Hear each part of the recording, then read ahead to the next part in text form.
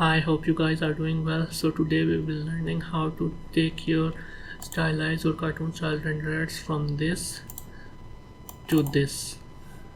As you can see, their colors are light brighter. So this isn't one of those shader to RGB videos where they actually tell you how to make a cartoon shader. But if you want to make me to make a separate video for this, let me know. Or no, this is an Hertz-Hall method where we make an outline around the 3D model.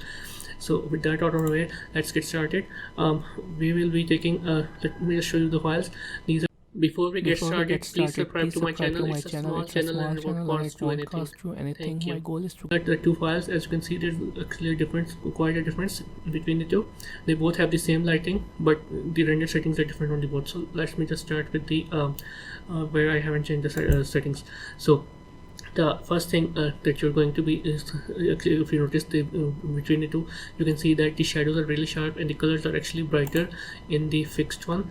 So I'll just go back into the one. So the first thing you're going to turn on is ambient occlusion. This increases the shadow slightly, where basically the light can reach, and then also turn on bloom. This increases the highlights of the render.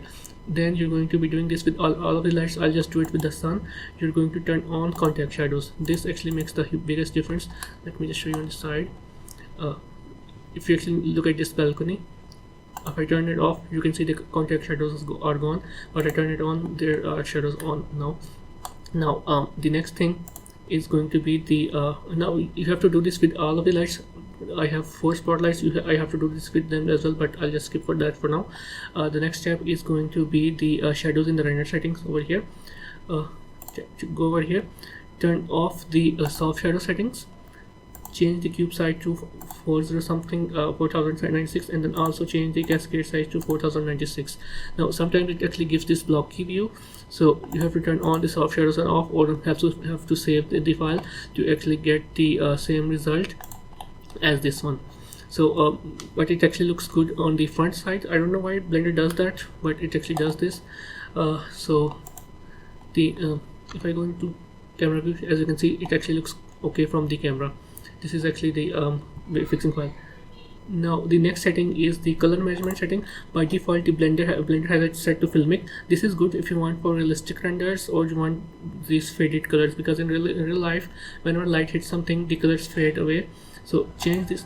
So change this from filmic to standard, and as you can see, there's a huge difference between the two. Also, the look one, you can actually go with medium high contrast if you want, and or with one other thing that you can do is, but I think medium high contrast looks slightly better. Image or video is that you can change the color depth to 16. By default, it's set to 8. You can change it to 16 and the compression rate to 0. By default, it's I think around 16 or 8 or something like that, but you have to do it to 0 so that you can get the most out of the colors in your render.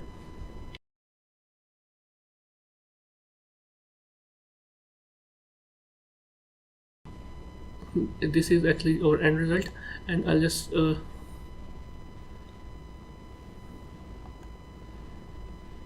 this is our end result.